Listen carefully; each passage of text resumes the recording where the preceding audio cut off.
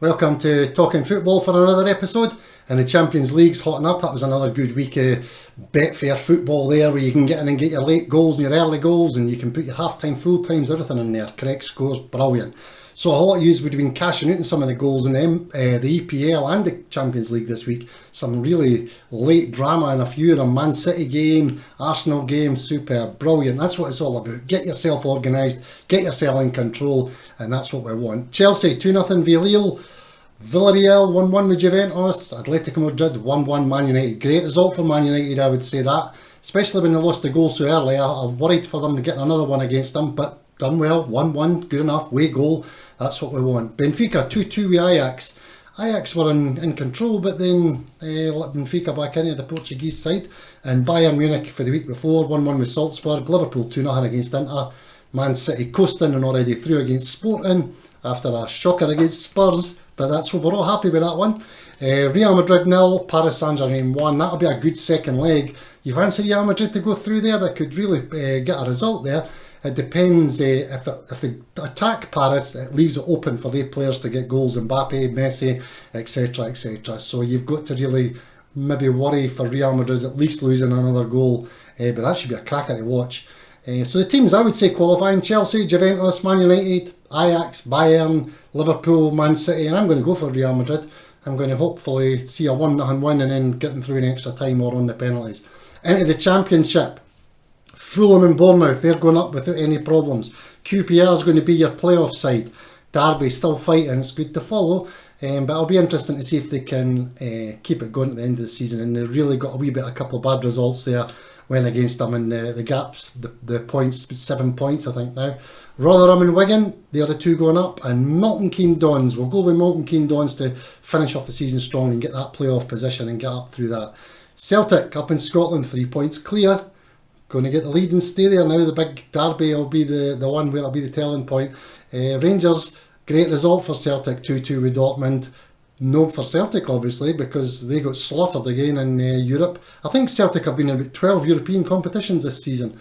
It's been quite amazing to watch them get knocked out in all of them. But anyway, they've got a test at Easter Road this weekend. And as I say, Dortmund, great result for Celtic, because Rangers' concentration is going to be in Europe.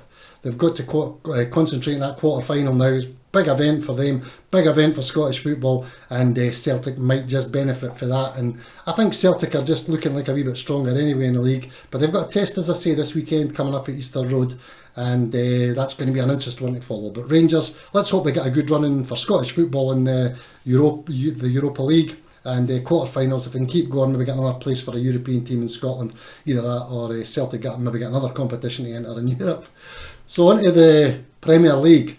Southampton, nice result against Everton, 2-0. Good result, nice and steady. Norwich will be their next scalp. No disgrace against Liverpool. Norwich, 3-1. They'll be quite happy with that and never got slaughtered. They've got a wee bit of fight in their team now, and they've been playing no bad. But I think Southampton, they'll take Norwich at the weekend. Leeds and Spurs. What a game. That'll be a Spurs team that you don't know what's going to happen. So if you're a backer, then you'll not know where to play.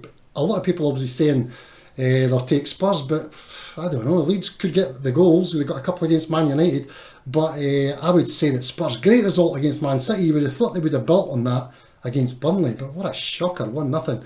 And to be honest with you, the bookies this weekend are going, if you get to know your odds and work out probabilities, strike rates and things like that, and you understand how odds work out, the odds and match odds this weekend are looking like a draw or Spurs. And if you follow when the match odds match up in a game like this, that type of bet, taking a draw in Spurs in a Dutch bet, it actually is showing massive profit for the last 10 years in EPL.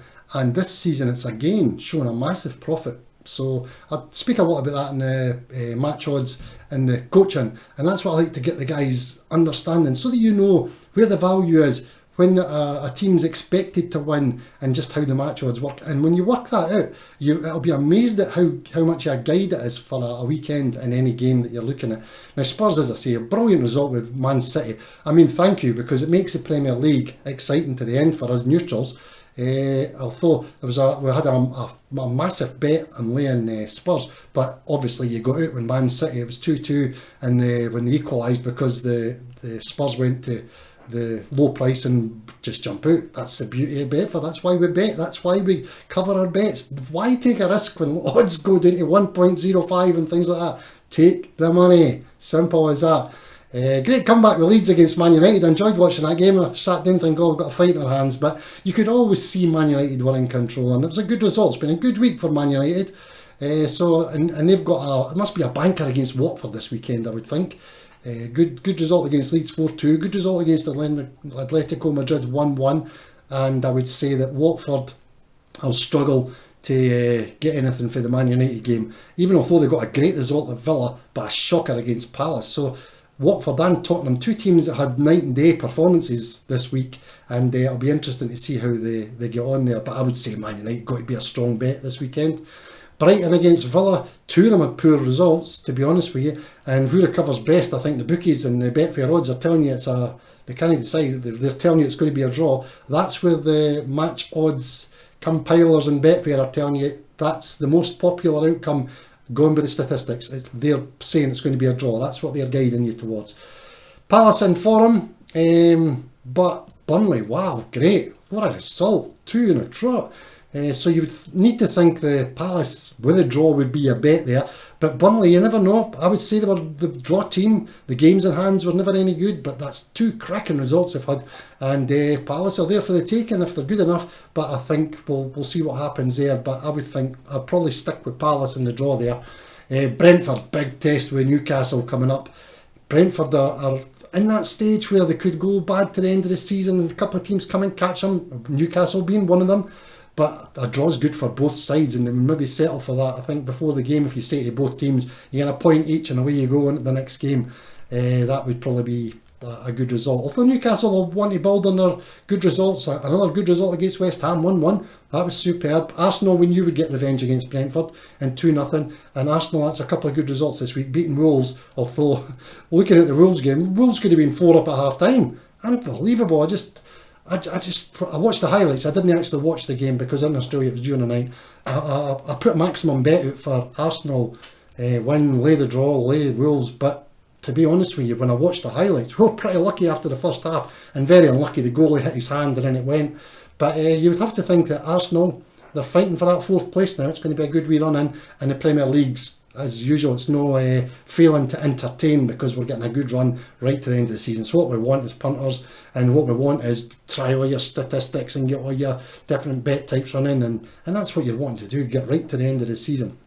West Ham, they all have a test against Wolves. They've been tested a few times, and their home form when they've been tested haven't really stood up. I will only be backing them this weekend anyway.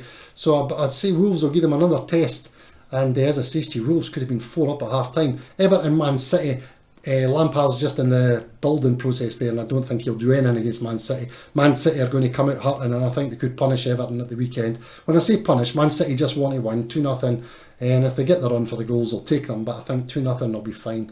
And then we go into the big cup final. Chelsea looking for another cup in Liverpool. Good to see Man City missing for there, but I don't know who you would be on. I would think I'm going to go with Liverpool just to edge it, because I think they'll be a wee bit more aggressive and a wee bit more attack minded, and they're looking good. And Jurgen Klopp, I don't know, it's going to be a very close one with the 2 good managers, 2 clever managers, and it'll be a good matchup. So we'll see what comes out there. And always remember that the cup finals can go any way, especially they're usually low scoring events, but I'd love to see a high scoring one there. But Chelsea, Lukaku, did I see 8 touches in a whole game, the lowest ever since the Premier League started recording statistics. That's amazing. Fancy only touching the ball 8 times if you're a Premier League centre forward. You'd need to be worried, wouldn't you? But anyway, that's it. So remember, get yourself organised, get ready for a big weekend. The football season from now to the end now is just non-stop. On we go. Every competition's coming to an end. And remember, it's always your money, it's my money, it's everybody's money. Have respect for the winners and the losers, and enjoy your football till next week.